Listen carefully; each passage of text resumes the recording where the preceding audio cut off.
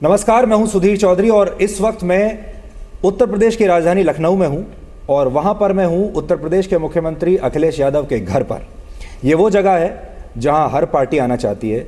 उत्तर प्रदेश में जितना भी इस वक्त राजनीतिक संघर्ष चल रहा है वो इसलिए है क्योंकि हर पार्टी चाहती है कि वो इस जगह पर आ जाए, यहाँ पर काबिज हो।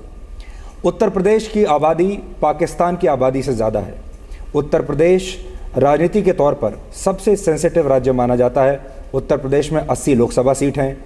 देश के प्रधानमंत्री मोदी उत्तर प्रदेश से चुनाव लड़ते हैं। अगले राष्ट्रपति इलेक्शन जब होंगे उसमें भी उत्तर प्रदेश की इन चुनावों की भूमिका बहुत अहम होने वाली है और इस देश में सबसे ज़्यादा प्रधानमंत्री भी इसी राज्य ने दिए हैं। इसलिए ये राज्य, ये चुनाव बहुत महत्वपूर्ण है और इस राज्य के इस वक्त जो मुख्यमंत्री हैं वो भी बहुत महत्वपूर्ण है। अखिलेश यादव इस वक्त मेरे सामने बैठे हुए हैं। आज उनसे हम बात करेंगे। मैं व्यक्तिगत रूप से अखिलेश यादव को पसंद करता हूं, हमारी दोस्ती भी है, लेकिन आज के इस इंटरव्यू में वो दोस्ती बीच में आपको कहीं भी आड़े नहीं आएगी। अखिलेश जी, आपका बहुत बहुत स्वागत है। बहुत धन्यवाद आपका। और मुझे लगता है कि आपका सबसे दिलचस्प इंटरव्यू ये रहने वाला है। तो मैं शुरू यहाँ से करता हूँ क्योंकि हम जिसका भी इंटरव्यू कर रहे हैं आजकल, हर पार्टी, हर नेता यही दावा करती है कि सरकार हमारी आ रही है। तो मैं यहाँ से शुरू नहीं करूँगा, आप भी मुझे पता है यही कहेंगे कि सरकार आपकी बनेगी। मैं यहाँ से शुरू करना चाहता हूँ कि अगर आपको इतना भरोसा है कि काम बोलता है और आपको इतना विश्वास है कि आपकी सरकार ही बनेगी और आप अच्छा कर रहे हैं, तो फिर गठबंधन की क्या ज़रूरत थी? गठबंधन जो आपने किया कांग्रेस के साथ, उससे आपकी नर्वसनेस झलकती है, उससे ये झलकता है कि आपके हाथ पांव फूले हुए हैं। मैं ये कहूँगा कि गठबंधन इसलिए किया कि कोई बात बिल्कुल पक्की हो जाए, कोई बात पे एकदम स्टैंप लग जाए और लोगों के अंदर जो कुछ कन्फ्यूज़न था, कन्फ्यूज़न ख़त्म हो जाए। लोगों के अंदर अगर दुविधा है कि अकेले या उत्तर प्रदेश में बहुमत की सरकार नहीं बन सकती, वो दुविधा ख़त्म हो जाए। इसलिए मैंने कांग्रेस के साथ समझौता किया, गठबंधन किया और मैं ये कह सकता हूँ कि कांग्रेस और समाजवादी पार्टी मिलकर के आने वाले समय में सबसे ज़्यादा सीटें जीतेगी। मैंने तो यहाँ तक कहा कि अकेले चुनाव में लड़ा होता तो 250 सीट जीतता। कांग्रेस के साथ आने से 300 के आसपास समाजवादी पार्टी और कांग्रेस की सीटें रहने वाली हैं। तो 300 सीटों का लालच आप क्यों कर रहे हो? 250 बहुत थी आपके लिए। ये इसीलिए मैं आपसे ये सवाल पूछ रहा हूँ। इसका मतलब आपको अपने ऊपर और अपनी पार्टी पर इतना यकीन नहीं था, भरोसा नहीं था कि आप अकेले चुनाव जीत सकते हैं। मैंने ये कहा कि कोई बात एकदम पक्की हो जाए। अब प्रदेश में कन्फ्यूज़न किसी को नहीं है और मैं समझता हूँ जिस तरह के उत्तर प्रदेश में पहले चरण में मतदान हुआ है, उसके बाद ये साफ हो गई ये बात कि साइकिल और कांग्रेस सबसे आगे चल रही है। तो ये कन्फ्यूज़न ख़त्म करने के लिए, लोगों के अंदर दुविधा न रहे, इसलिए ये समझौता किया है और मैं समझता हूँ गठबंधन प्रदेश और देश को एक संदेश देने जा रहा है। कांग्रेस पार्टी आज की हालत में एक छोटी पार्टी है आपके मुकाबले। सिर्फ 44 सीटें वो जीत पाए थे लोकसभा में। यहाँ पर सिर्फ 7.5% वोट शेयर है उनका। ऐसी पार्टी को आपने 105 सीटें दे दी। ये भी तो अपने आप में ये दिखाता है कि आप या तो कंफ्यूज हैं या आप श्योर नहीं हैं अपनी विक्ट्री को लेकर। नहीं तो आप अच्छी बार्गेनिंग करके कांग्रेस को नीचे ला सकते थे। 105, 1/4 सीटें आपने दे दी उनको। राजनीति में आंकड़े का खेल बड़ा है, लेकिन अगर मजबूत दोस्ती करनी है तो उसके लिए दिल बड़ा चाहिए होगा। बार्गेन में कर सकता था, सीटें ऊपर नीचे भी हो सकती थीं, लेकिन कम से कम मैंने ये कोशिश की है कि ये दोस्ती मजबूत हो और बड़े दिल से अगर दोस्ती की जाती है तो शायद लंबे समय तक चलती है। सोचो किसी कंजूस से दोस्ती हो जाती तो शायद दोस्ती ज़्यादा लंबी नहीं चलती। तो आप दोनों में से ज़्यादा कंजूस कौन है, राहुल गांधी या आप? मैं कंजूस नहीं कहूँगा, मैं ये कहूँगा कि उन्हें भी ज़्यादा मिल गया, मैंने भी ज़्यादा दे दिया, कम से कम ये दोस्ती मजबूत होगी। पर आपको ऐसा लगता है कि आपकी और राहुल गांधी की पक्की दोस्ती हो सकती है? क्योंकि आप दोनों के बीच में कुछ भी कॉमन नहीं है, सिर्फ एक चीज़ को छोड़ के कि आप भी एक राजनीतिक परिवार से आते हैं और वो भी एक राजनीतिक परिवार से आते हैं। लोगों ने कहा कि ये कुनवे का गठबंधन है। बिल्कुल। मैंने ये कहा कि दो युवाओं का गठबंधन है, दो नई सोच एक साथ आकर के प्रदेश और देश को आगे ले जाने वाला गठबंधन है। कम से कम राहुल की इच्छा है कि प्रदेश और देश बदले और मैं समझता हूँ वही मैं भी इस कोशिश में हूँ कि प्रदेश जिस खुशहाली के रास्ते पे चला है उसी रफ्तार से और तेज़ा चलता रहे। पर राहुल गांधी का वो नारा तो आपको याद होगा जब उन्होंने कहा था कि 27 साल उत्तर प्रदेश बेहाल। और आपके बारे में न जाने उन्होंने कितनी बार और भी कितनी चीज़ें कही हैं अखिलेश यादव के बारे में। मैं आज पूरा रिसर्च लेकर आया हूँ, अगर आप चाहें तो आप पढ़ सकते हैं। तो आपको क्या लगता है कि राहुल गांधी के अचानक से राय आपके बारे में कैसे बदल गई? देखिए, नारा ज़रूर उनका रहा है। मैं ये कह सकता हूँ कि नारा बदला भी तो जा सकता है कि 27 साल खुशहाल के, आने वाले समय में हम 27 साल खुशहाली के दे सकते हैं। और जिस दिन से दोस्ती हुई होगी, मैं तो उस दिन से दिन गिनूंगा। पीछे क्या कहा गया है, क्या विचार रहे हैं, मैं उस पर ज़्यादा नहीं जाना चाहूँगा। और अगर दोस्ती लंबी चलानी है तो जिस दिन से दोस्ती हुई है उस दिन से ही एक दूसरे का व्यवहार, एक दूसरे की बातचीत का आकलन करना पड़ेगा। मैं कुछ लेकर आया हूँ, क्या कहा उन्होंने। मैं इससे कोई इससे, क्योंकि जब मेरी पार्टी में नहीं थे, गठबंधन नहीं था, और उस समय उन्होंने ज़रूर कहा होगा, और कहा मेरे लिए है कि I feel sad that young Akhilesh failed. I didn't fail. मैं समझता हूँ अब हम पास हो जाएंगे। राहुल और आपकी जो दोस्ती है, इसमें अपर हैंड किसका है? यहाँ आपकी पार्टी बड़ी है, लेकिन राहुल गांधी और गांधी परिवार ये सोचता है कि वो आज भी एक बहुत बड़ी राष्ट्रीय पार्टी चलाते हैं, चाहे सीटें भले ही उनकी 44 हों, चाहे भले ही यहाँ 7.5% उनका वोट शेयर हो। जब आपकी और राहुल गांधी की प्रेस कॉन्फ्रेंस थी, उस दिन ऐसा लग रहा था जब आप दोनों बैठे हुए थे कि राहुल गांधी आपके एक बड़े भाई की भूमिका निभा रहे हैं। वो अभी भी, उनका पूरा बॉडी लैंग्वेज ऐसा था कि वो एक राष्ट्रीय नेता हैं, वो एक बड़े नेता हैं और आप एक छोटे नेता हैं। आप मानते हैं इस बात को? बड़ा और छोटा नेता नहीं होता राजनीति में, कोई सीनियर और जूनियर राजनीति में नहीं होता है। और कब सीनियर जूनियर हो जाए, जूनियर सीनियर हो जाए, ये राजनीति का पता ही नहीं। और मैं ये कह सकता हूँ कि पहली प्रेस कॉन्फ्रेंस में या आने वाले समय में जब भी आप प्रेस कॉन्फ्रेंस में देखेंगे, कहीं ऐसा नहीं लगेगा कि एक दूसरे के प्रति कोई मन में या व्यवहार से कहीं बात ऐसी हो। दोनों बराबर की बात है। नेशनल पार्टी उनकी है, वो हमें स्वीकार करना पड़ेगा। आज़ादी के बाद से अभी तक वो कई बार सत्ता में रहे, ये भी स्वीकार करना पड़ेगा। तो ये अलग बात है। लेकिन समाजवादियों ने हमेशा ये माना और कहा कि जब कांग्रेस सबसे ज़्यादा कमज़ोर होगी तो समाजवादियों की सबसे करीबी दोस्त होगी। तो आज शायद समाजवादी और कांग्रेस का बहुत ही करीबी दोस्ती चल रही। तो आप इस दिन का इंतज़ार कर रहे थे कि एक दिन कांग्रेस इस हालत में आ जाए, इतनी कमज़ोर हो जाए, फिर आप उसको गोद लेंगे। कभी कभी परिस्थितियां और समय तय कराती हैं कि गठबंधन और राजनीति किस रूप में किसके साथ गठबंधन हो। तो शायद इस समय कांग्रेस भी चाहती है और हमने भी चाहा, समाजवादियों ने, कि गठबंधन हो, तो इसलिए गठबंधन हो गया। और कम से कम उत्तर प्रदेश में दोनों मिलकर के इन सांप्रदायिक ताकतों को और जो पत्थर वाली सरकार कभी बन जाती है उत्तर प्रदेश, उन दोनों को रोकने का काम करेंगे। आजकल एक मजाक चल रहा है आपके गठबंधन पर, और लोग कह रहे हैं कि जोड़ियां या तो ऊपर से बनकर आती हैं या मोदी के डर से बनती हैं।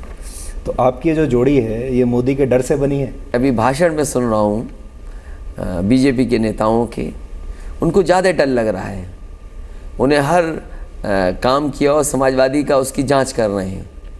तो मैं समझता हूँ अगर ब्लड प्रेशर किसी का बढ़ा है तो वो घबराए हैं। हमारा तो ब्लड प्रेशर अभी भी नियंत्रण में है। अभी तो भारतीय जनता पार्टी को एक चरण का चुनाव खत्म हुआ तब ये हालत है। अभी तो जनता ने वोट नहीं किया है, अभी तो और बड़े पैमाने पे वोट करने जा रही जनता। तो हमें डर नहीं है किसी से, और ना समाजवादी लोगों को इस तरह सोचते हैं हम। ये जोड़ी दो युवाओं की है, दो नई सोच के लोगों की है, दो नई दिशा में प्रदेश और देश को ले जाने वालों की जोड़ी है। ये डर वाली जोड़ी नहीं है कम से कम। बीजेपी तो यही कह रही है कि जो दो लड़के हैं यूपी के, दोनों ओवर एज हैं। ये अपने आप को युवा कह रहे हैं पर दोनों ओवर एज है, एक 43 साल का, एक 40 साल का। मैं तो कई ऐसे लोगों से मिला हूँ जो 80 साल के, 75 साल के अभी भी युवा अपने आप कहते हैं। खैर, जो भी उम्र हो, लेकिन कम से कम जो लोग कह रहे हैं उनसे तो कम उम्र के हैं। पर अभी भी आपको ऐसा नहीं लगता कि 105 सीट आपने ज़्यादा दे दी और आपने 105 सीट देकर बहुत सारी सीट अपनी वेस्ट कर दी हैं?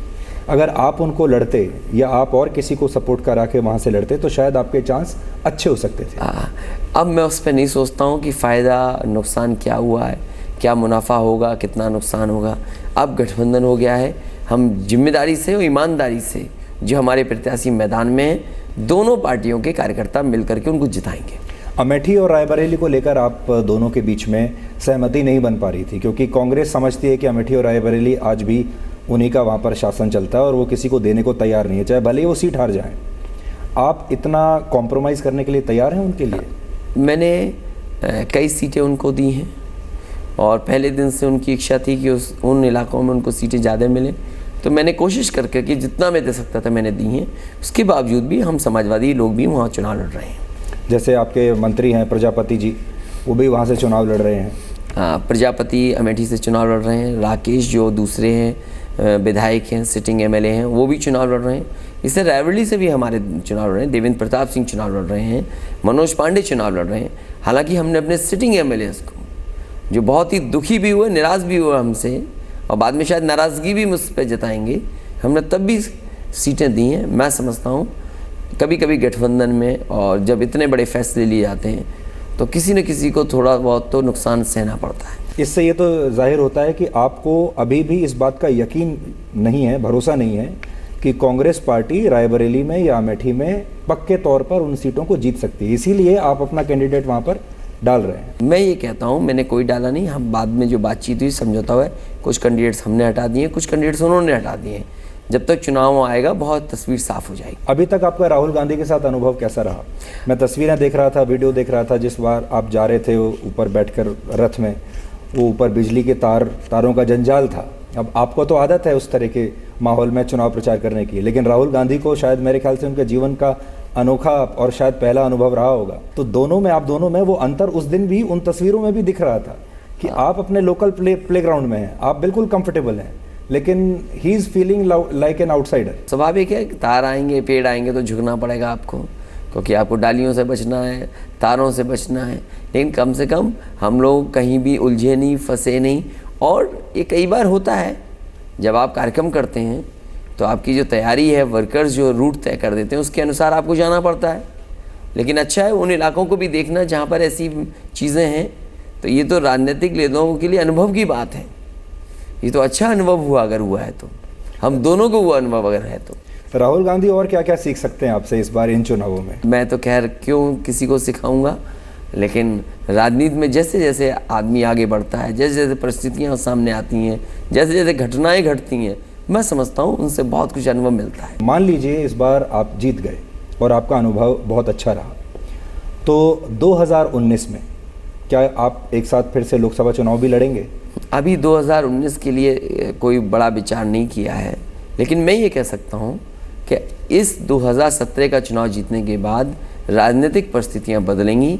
2019 में किस रूप में होंगी चीज़ें अभी कह पाना मुश्किल है। आप युवा हैं और अगर आपने दूसरी बार उत्तर प्रदेश जीत लिया तो 2019 तक ऐसा लोगों का कहना है कि आप एक राष्ट्रीय नेता के तौर पर, एक युवा राष्ट्रीय नेता के तौर पर सामने आएंगे। और बहुत सारे लोग ऐसा भी मानते हैं कि 2019 के लिए ये चुनाव बहुत महत्वपूर्ण है और हो सकता है कि आपका नाम भी प्रधानमंत्री के पद के लिए आ जाए उस वक्त, क्योंकि edge is on your side. देखिए, आपकी ऐसी कुछ एम्बिशंस हैं? देखिए, मैं सपना देखता हूँ, लेकिन इतना बड़ा सपना नहीं देखता हूँ मैं। मेरा सपना केवल उत्तर प्रदेश तक है। मुझे जनता मौका देगी तो मैं काम करूँगा। यही एक्सप्रेसवे जो मैं लखनऊ तक ले आया हूँ, ये मैं गाजीपुर और बलिया तक पहुँचाना चाहता हूँ। ये मेट्रो का काम पूरा हो जाए, एक्सप्रेसवे के किनारे मंडियाँ और स्किल डेवलपमेंट के बड़े बड़े सेंटर, जिससे नौजवानों को ट्रेनिंग और रोज़गार देने के लिए व्यवस्था बना सकूँ। अभी शहरों में 24 घंटे बिजली दी है, गांव में भी 24 घंटे बिजली उपलब्ध करा दूं। यही मेरा बड़ा सपना है। अभी प्रधानमंत्री तक नहीं सोचना है, क्योंकि जो लखनऊ में रहता है वो ज़्यादा दिनों तक रह सकता है, जो दिल्ली चला जाएगा बहुत कम समय तक रह पाएगा। इसलिए दिल्ली से दूर रहेगा वो ज़्यादा राज करेगा। तो मेरा ये मानना है कि मैं जितने दिन उत्तर प्रदेश में रहूँगा शायद मैं राजनीति में अच्छा कर पाऊँगा। तो इसका एक मतलब ये भी है कि राहुल गांधी को आपसे कोई असुरक्षा की भावना नहीं होनी चाहिए, और ऐसी अगर कभी नौबत आ गई तो आप राहुल गांधी के प्रधानमंत्री बनने में रोड़ा नहीं अटकाएंगे, आप बीच में नहीं आएंगे, आप यहाँ खुश रहेंगे लखनऊ में। मैंने आपसे कहा कि मेरा कोई सपना बड़ा नहीं है, और कम से कम मैं ये मानता हूँ जो दिल्ली से दूर रहता है वो ज़्यादा दिन रहता है, ज़्यादा खुश रहता है। तो इसलिए अभी दिल्ली जाने की मेरी कोई जल्दी नहीं है। लेकिन राहुल गांधी का कांग्रेस का सपना तो है प्रधानमंत्री। अगर कांग्रेस का सपना है तो कांग्रेस को अपना सपना पूरा करने के लिए बड़े फैसले लेने पड़ेंगे, बड़ी कोशिश उन्हें करनी पड़ेगी, क्योंकि प्रधानमंत्री तक पहुंचना एक बड़ी चीज़ है, बड़ा सपना है। मैंने इसलिए भी आपसे कहा कि नेताजी एक बार करीब करीब वहाँ पहुँच गए थे, मुलायम सिंह जी, और कुछ लोगों ने उन्हें प्रधानमंत्री नहीं बनने दिया। हो सकता है नेताजी नहीं बन पाए तो नेताजी का पुत्र बन जाए। अभी नेताजी हैं और मैं समझता हूँ इस चुनाव के बाद सबसे ज़्यादा सम्मान किसी का बढ़ने जा रहा है तो वो नेताजी का। और राजनीतिक घटनाक्रम में, परिस्थितियों में अगर कुछ सम्मान देने का भी मौका मिलेगा तो नेताजी को पहले सम्मान देंगे। तो मेरी जिम्मेदारी ये है, अभी हाल फिलहाल 20-22 दिन का चुनाव बचा है, इसमें कैसे भी समाजवादी पार्टी सरकार बनाने के कामयाब हो जाए, सबसे ज़्यादा सीटें जीत जाए, जिससे बहुमत की सरकार बन जाए उत्तर प्रदेश में। उसके बाद क्या राजनीति किस रूप में फैसले लिए जाएंगे, मैं समझता हूँ उस पर निर्भर करेगा। इस चुनाव में आप अपना मेन जो आपका जो कॉम्पिटिटर है किसको मानते हैं? आप बीएसपी को मानते हैं कि बीजेपी को मानते हैं? मैं ये कह सकता हूँ समाजवादी पार्टी आगे है, आगे चल रही है। हम साइकिल चलाने वाले लोग हैं, बहुत जल्दी पीछे मुड़ के नहीं देखते हैं, इसलिए अपना हैंडल संभाले हुए ज़्यादा रफ्तार से जा रहे हैं। नंबर 2 पे कौन है, नंबर 3 पे क्या है, इस पे हम विचार नहीं कर रहे। अब इस पे नंबर 2 पे कौन है, नंबर 3 पे ही मैं सोच ही नहीं सकता कौन है। अब मैं अगले मुद्दे पर आता हूँ। नेताजी को कांग्रेस पार्टी के साथ गठबंधन बिल्कुल पसंद नहीं था और फिर भी आपने ये गठबंधन किया, तो नेताजी को बुरा तो लगा होगा? मैंने नेताजी की जानकारी में लाने का काम किया और क्योंकि ये गठबंधन होना ज़रूरी था, इसलिए मैंने फैसला लिया कि किसी के अंदर कोई कन्फ्यूज़न ना बचे, देश में सांप्रदायिकता के खिलाफ एक विकास को आगे ले जाने वाली सरकार और गठबंधन काम करे। इसलिए मैं समझता हूँ नेताजी भी सहमत हैं। लेकिन नेताजी ने अभी तक आपके लिए कोई प्रचार नहीं किया, जबकि अगर सहमत होते तो आपके लिए चुनाव प्रचार करते, आपके लिए आते, आपके लिए वोट मांगते। मैं समझता हूँ जिन भी प्रत्याशियों के लिए नेताजी जा रहे हैं वो सभी समाजवादी पार्टी के प्रत्याशी हैं। लेकिन खुलकर तो नेताजी नहीं जा रहे हैं, वो सिर्फ शिवपाल जी को सपोर्ट कर रहे हैं अभी तक। वो जसवंत नगर भी गए, भरतना भी गए, लखनऊ भी गए। तो मैं समझता हूँ अभी आने वाले समय में अमेठी भी जा रहे हैं।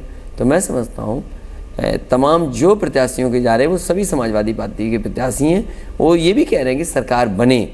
तो मैं समझता हूँ ये उनका इतना ही कहना पूरी समाजवादी पार्टी के लिए आशीर्वाद है। अखिलेश जी, लेकिन ये कैसा गठबंधन है जिसमें नेताजी पूरी तरीके से एक्टिव नहीं हैं, उधर से सोनिया गांधी आपके लिए चुनाव प्रचार नहीं कर रही हैं, प्रियंका गांधी भी आपके लिए चुनाव प्रचार नहीं कर रही हैं, तो ऐसा लगता है कि बस उन सब ने बस आप दोनों के ऊपर छोड़ दिया है। देखो कितना भरोसा है उन लोगों को, इन सब सीनियर लीडर्स को कितना भरोसा है कि युवा नेता दोनों मिल करके उत्तर प्रदेश की राजनीति को बदल देंगे। मैं तो भरोसे की बात कहता हूँ कि कितना कम से कम उनके अंदर कॉन्फिडेंस तो है कि समाजवादी और कांग्रेस मिल करके उनकी जितनी भी लीडरशिप है उनके अलावा वो सब एक साथ काम कर रही है और भविष्य में परिणाम बहुत अच्छे देंगे। नेताजी की नाराज़गी को लेकर आपने अभी तक क्या किया है? क्योंकि अगर आपके पिता आपसे नाराज़ हैं और उनको नाराज़ करके अगर आपने सत्ता ले भी ली तो फिर उस सत्ता का क्या फ़ायदा? अभी उसमें बहुत वक्त है, लेकिन मैं और कोई भी पार्टी का सदस्य नहीं चाहता कि नेताजी नाराज़ रहें। पर वो तो हैं अभी। मैं समझता हूँ वो प्रचार कर रहे हैं, प्रत्याशी जितनों के यहाँ जा रहे हैं वो सरकार के पक्ष में ही बोल रहे हैं।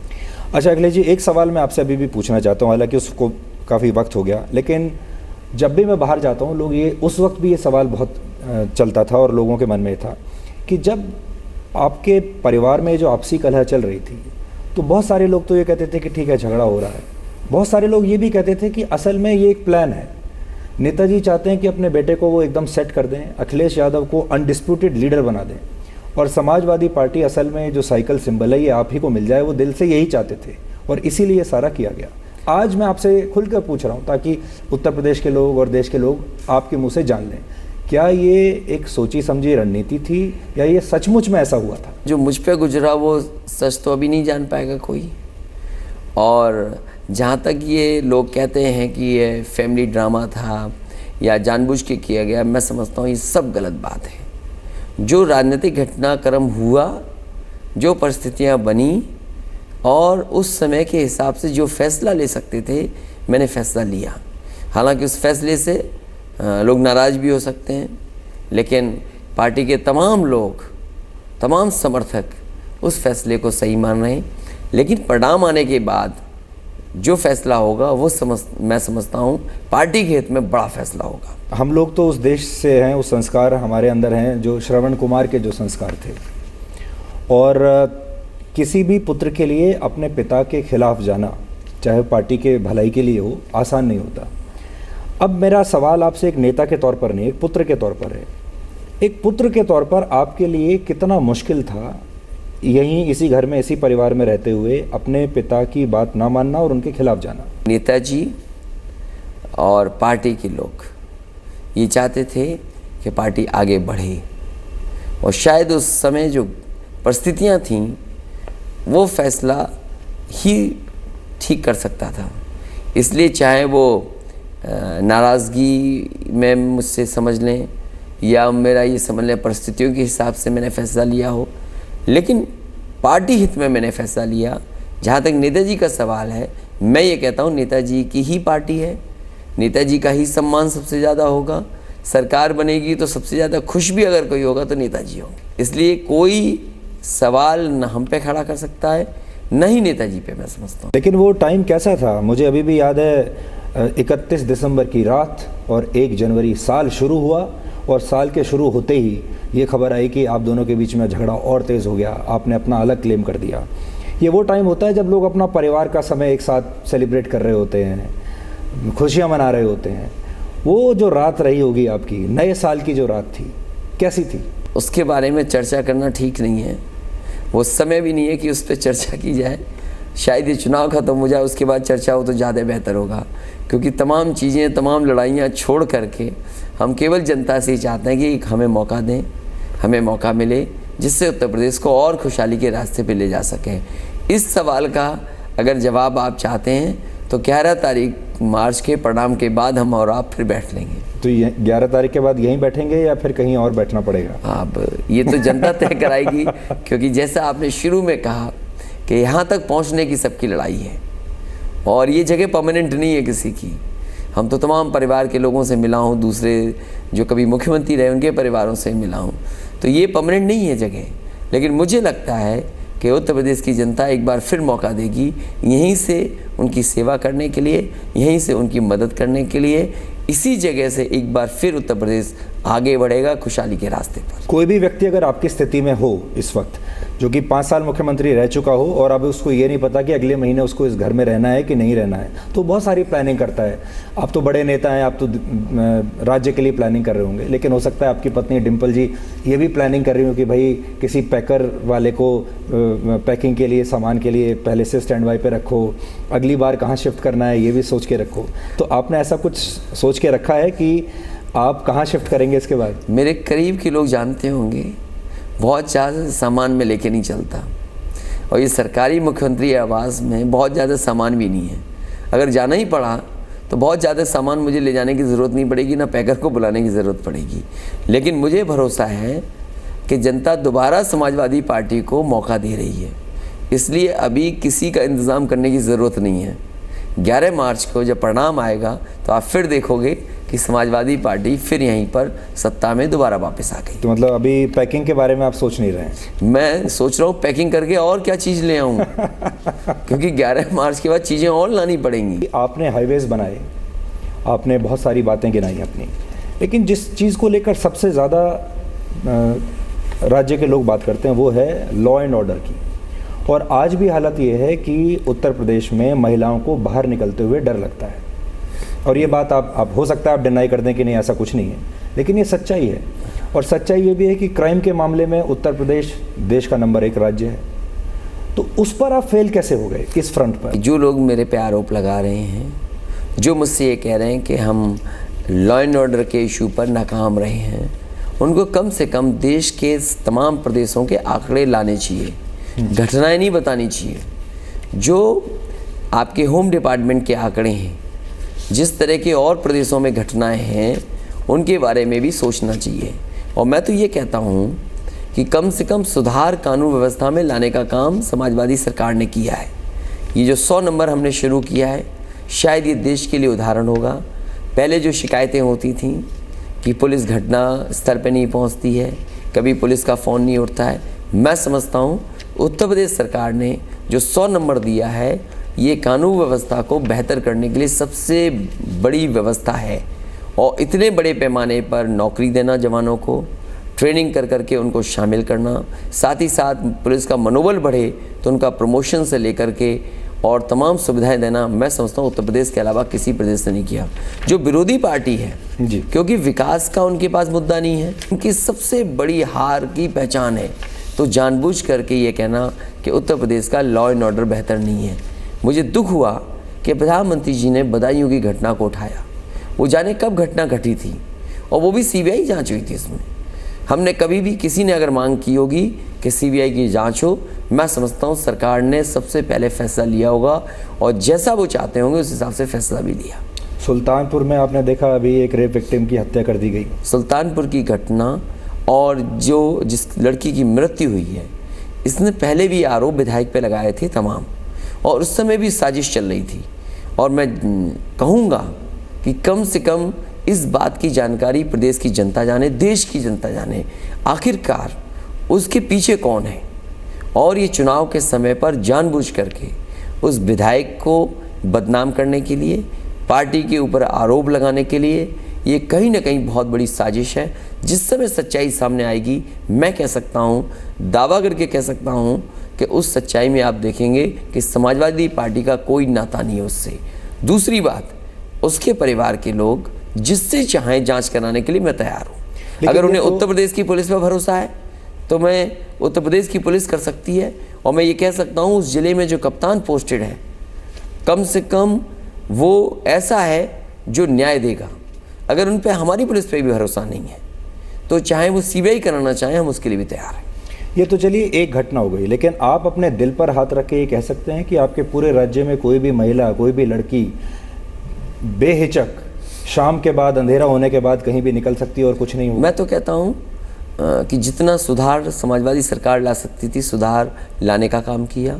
सुरक्षा की भावना उनके मन में आए, उसका प्रयास और कोशिश की है। ये जो दावा करना, आज भी लोग निकलते हैं घर से बाहर, जाते हैं, कारोबार करते हैं, बाज़ारों में जाना, औरों में जाना, ऐसा नहीं कि हर जगह घटना हो रही है, लेकिन घटना ना हो। एक बात, अगर घटना हो गई तो पुलिस कार्रवाई करे, सुने और मदद करे। कम से कम समाजवादियों ने वो माहौल दिया है।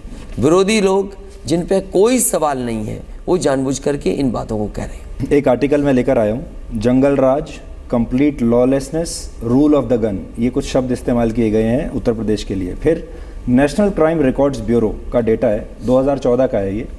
Highest percentage of crimes committed in India, Uttar Pradesh में बता रहे हैं, at 12.7%। UP is more notorious than Bihar, Maharashtra and Delhi. मुझे पता नहीं कौन सी न्यूज़ है ये नेशनल क्राइम रिकॉर्ड्स ब्यूरो, लेकिन उनको देखना चाहिए कि आंकड़े और प्रदेशों के कैसे हैं। हाँ, आबादी के हिसाब से पर लैख निकलना चाहिए आंकड़ा। आबादी हमारी कितनी है? 22 करोड़ आबादी है। अगर 22 करोड़ में क्राइम देखोगे तो आपको दिखाई देगा। हम कहते हैं और प्रदेशों का भी आंकड़ा आना चाहिए कि कितने वहाँ घटनाएं घट रही हैं, और अगर उनकी 22 करोड़ की आबादी होती तो शायद न जाने कितनी घटनाएं उनके यहाँ हो गई होती। दूसरा जो आरोप आपके ऊपर लगता है वो ये है कि उत्तर प्रदेश की राजनीति का पूरा यादवीकरण कर दिया है आपने। जो भी यादव है उत्तर प्रदेश में, वो आज सब अच्छी अच्छी पोस्ट पे बैठे हैं। आपके आधे पुलिस स्टेशन वहाँ पर आपके यादव SHO हैं। उसके लिए भी मैं आपके पास आंकड़े लेकर आया हूँ, और देखिए इसमें क्या है। Nearly 60% police station are headed by Yadav officers. 1527 police station और आउटपोस्ट ऐसे हैं जो कि 2 साल में जहाँ पर चेंज किया गया है। अकेले कानपुर में वो ऐसे कहते हैं कि 25 स्टेशन ऐसे हैं जिसमें 36 में से 25 पुलिस स्टेशन ऐसे हैं जहाँ पर यादव।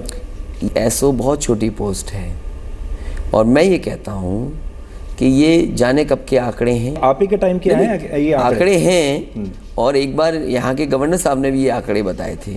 हमने पूरे आंकड़े बना करके उन पास भेज दिए थे। ये खबर बहुत पुरानी बता रहे हैं आप, जो हमारे सामने लाए हैं। पर खबर तो आप ही के टाइम बहुत की पुरानी खबर है। हाँ। और ऐसा नहीं है कि सब थानों में ये संभव ही नहीं हो सकता। मैं तो ये कहता हूँ, जिले के कप्तान कितने यादव थे, जिले के DM कितने यादव थे, जिले में DIG कितने यादव थे, IG कितने यादव थे, या यादव एक DGP बना, या यादव DGP कितने थे।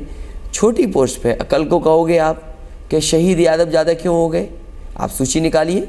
अभी जो सर्जिकल स्ट्राइक में इधर जितना सीमा पे मरने वाले लोग हैं, सबसे ज़्यादा कौन निकले? अब अगर यादव निकल रहे हैं, अगर सिपाही भर्ती यादव हो जा रहे हैं, SO अगर भर्ती हो जा रहे हैं, तो उसके लिए आरोप कैसे लगा सकते हैं आप?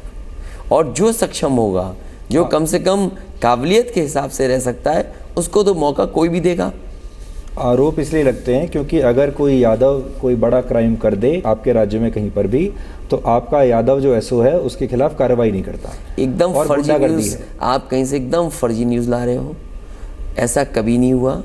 अगर कहीं होता है तो उसके लिए लॉ, उसके लिए कानून है जो कार्रवाई कराएगा। चलिए मैं आपको कुछ आंकड़े दिखाता हूँ, मैं लेकर आया हूँ अपने साथ अभी आपके लिए। अब मैं कुछ दिखाता हूँ आंकड़े। अगर हम नेशनल पर्सपेक्टिव से देखें, अगर आप जो डेवलपमेंट और उसकी बात कर रहे हैं राज्य में, तो अगर आप कंपेयर करते हैं तो Uttar Pradesh lags behind most states including Rajasthan, Odisha, West Bengal and Jharkhand. Gross state domestic product के मामले में भी आप बाकी राज्यों से पीछे हैं। किससे पीछे हैं? उत्तराखंड से, वेस्ट बंगाल से, मध्य प्रदेश से, छत्तीसगढ़ से, हरियाणा से। इन्फेंट मोर्टेलिटी में आप देश की रेशो है 40, आपकी रेशो है 50। कैपिटल इन्वेस्टमेंट में महाराष्ट्र से बेहतर अगर किसी ने इंफ्रास्ट्रक्चर में और कैपिटल इन्वेस्टमेंट में काम किया तो समाजवादी सरकार ने। और ये जीडीपी का जो आंकड़ा आप बता रहे हो, ये बहुत पुराना जीडीपी का आंकड़ा होगा। आज जीडीपी कई स्टेटों से बेहतर है। देश के जितने भी अच्छे अवार्ड्स थे, स्किल डेवलपमेंट का अवार्ड स्टेट उत्तर प्रदेश को मिला, आईटी सेक्टर का अवार्ड उत्तर प्रदेश को मिला, फिल्म में अच्छे काम करने का अवार्ड उत्तर प्रदेश को मिला, पेड़ लगाने में Guinness book of world record किसको मिला? उत्तर प्रदेश को मिला। मैं ये कह सकता हूँ कि फॉरेस्ट जो कवर बढ़ाने में सबसे अच्छा काम उत्तर प्रदेश ने किया। आईएमआर, एमएमआर की बात की, जो हेल्थ इंडिकेटर्स हैं, और हमने तो काम किया है Bill and Melinda Gate foundation में पिछले 3 वर्षों में। आईएमआर, एमएमआर सबसे बेहतर अगर किसी का हुआ है तो उत्तर प्रदेश का हुआ।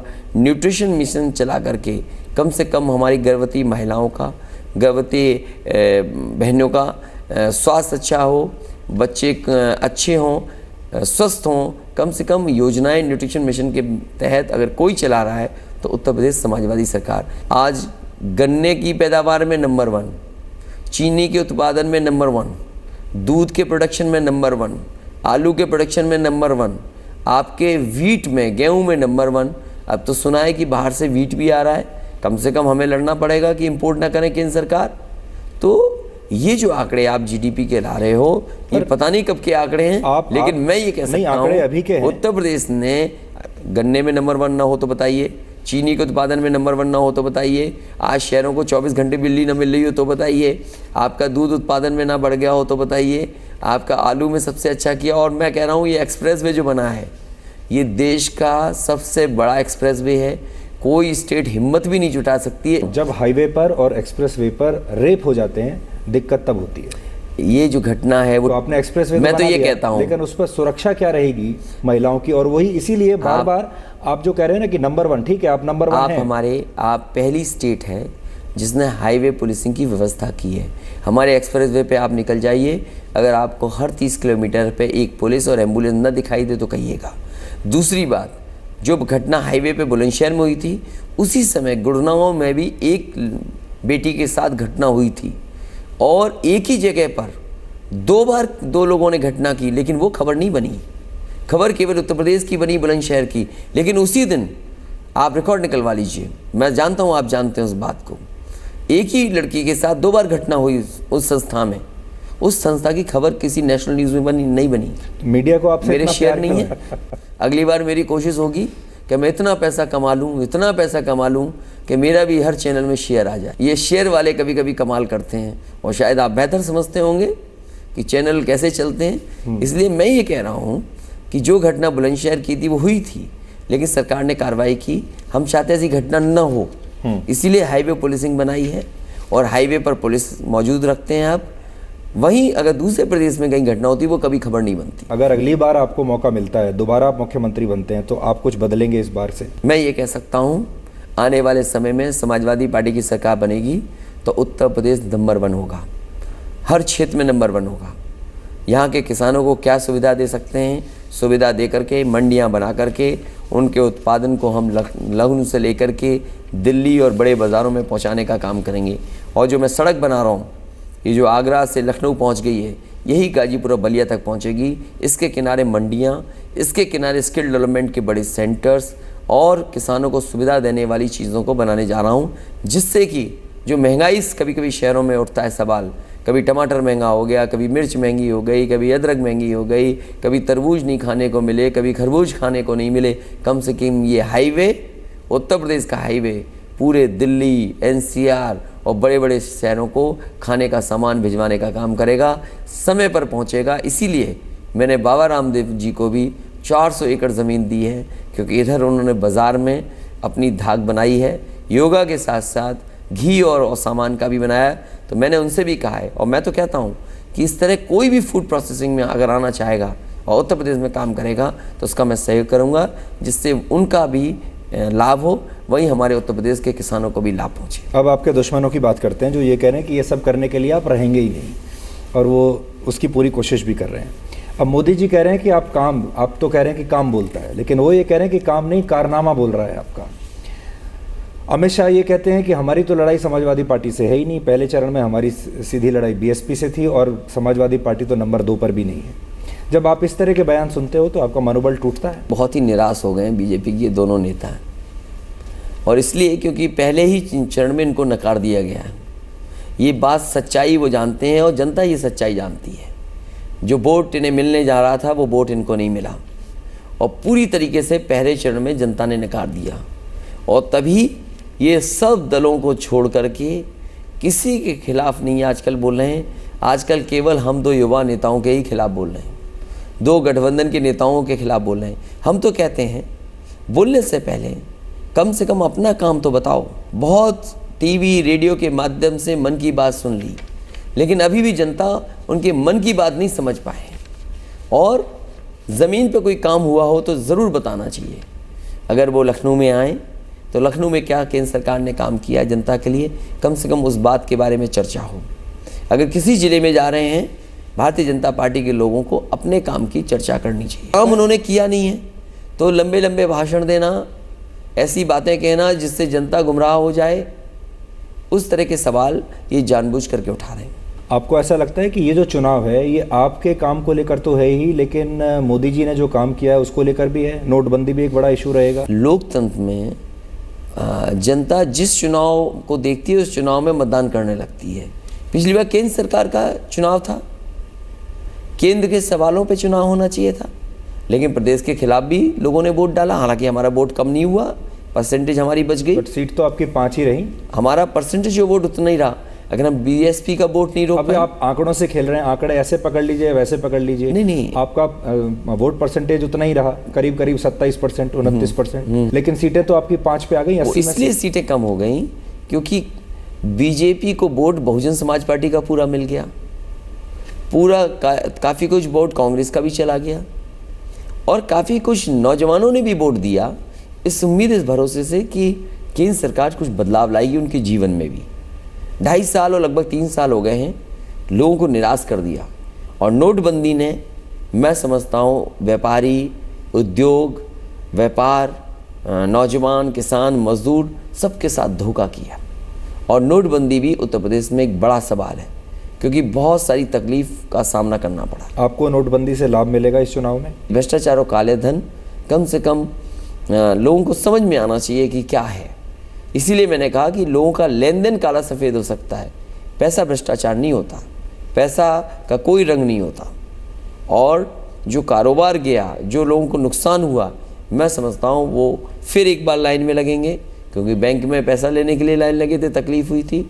एक बार फिर वो लोग लाइन में लगेंगे और इस बार भारतीय जनता पार्टी के खिलाफ मतदान करेंगे।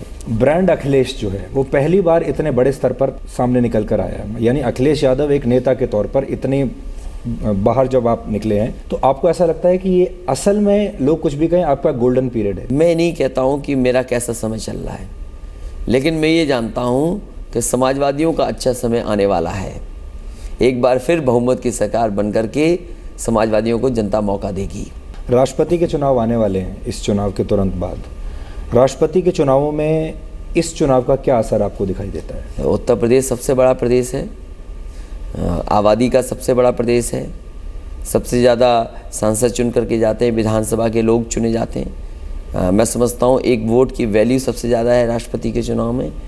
तो बिना उत्तर प्रदेश की भूमिका को निभाए शायद देश का राष्ट्रपति चुनना मुश्किल होगा। आपके दिमाग में है कोई उम्मीदवार राष्ट्रपति के लिए? अभी तो फिलहाल मुझे 11 मार्च का इंतज़ार है।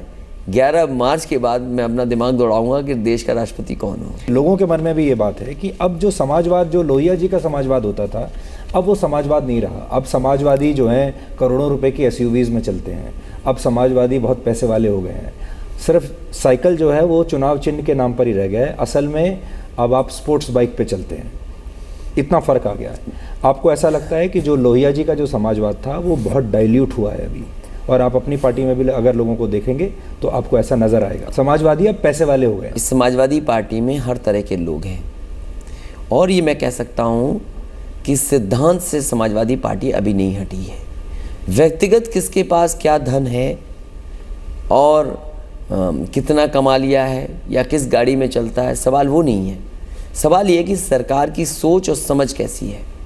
कम से कम समाजवादी पार्टी ने लोगों के जीवन बदलने के लिए फैसले लिए हैं, और हम अपने समाजवादी सिद्धांत से नहीं हटे हैं। हमारा जो सिद्धांत लोहिया जी का रास्ता दिखाया गया है, संपन्नता का, खुशहाली का, उसी के सवाल पे चल रहे हैं। आप कुछ लोग गाड़ी से चलते हैं, इसका मतलब ये नहीं कि समाजवादी सिद्धांत से वो हट गए हैं। और अगर हमारा खुशहाली का समाजवाद हो, संपन्नता का समाजवाद हो, तो मैं समझता हूँ कोई गलत नहीं है। आपको कैसा लगता है जब आप ही के भाई प्रतीक यादव की तस्वीर छपती है 5 करोड़ की गाड़ी चलाते हुए?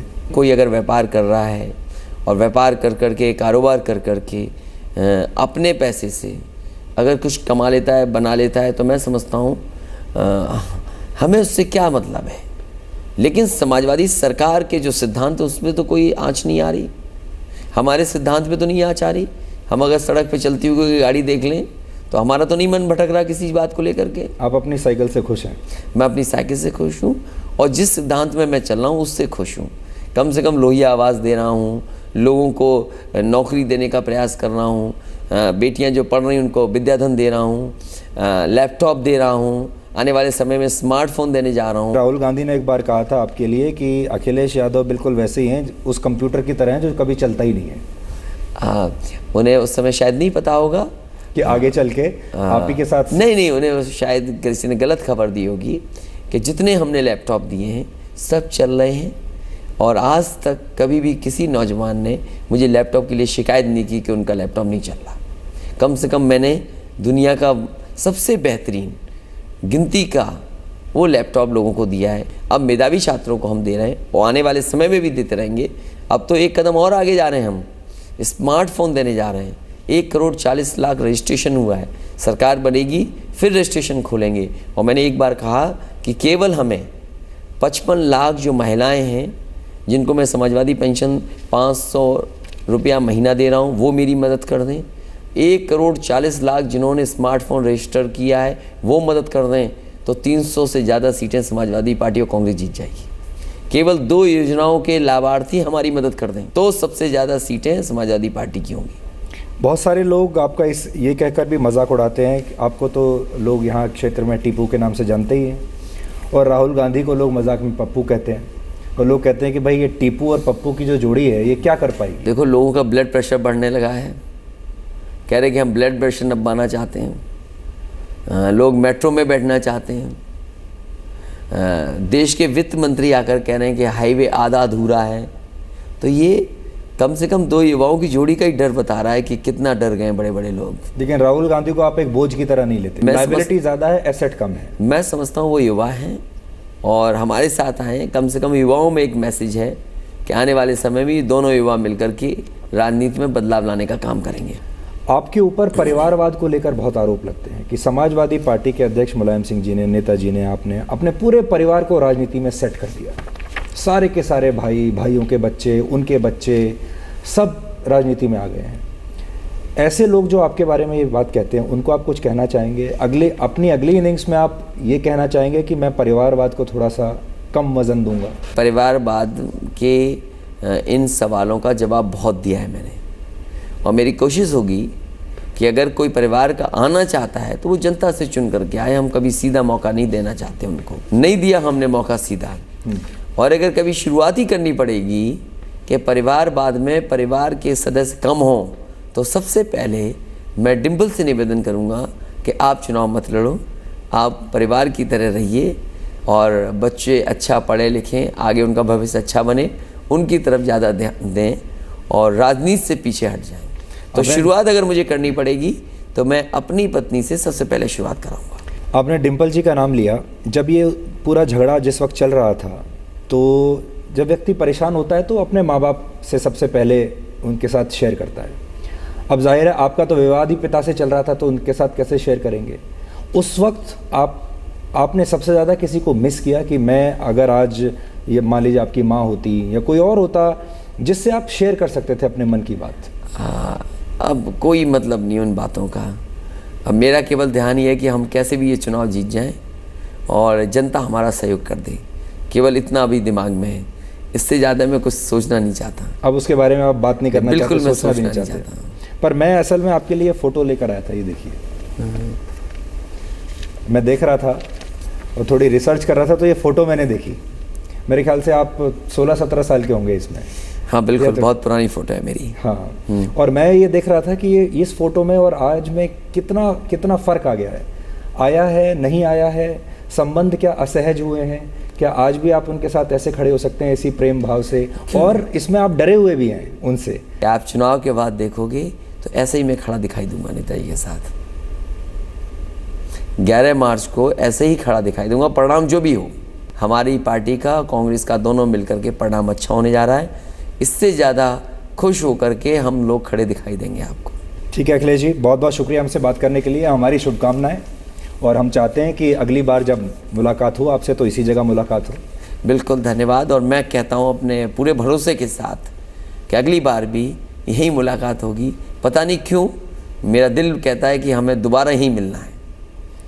बहुत बहुत स्वागत है आपका, और मैं यहीं आऊँगा फिर आपसे मिलने के लिए। नहीं, बहुत धन्यवाद। Thank you so much. Thank you.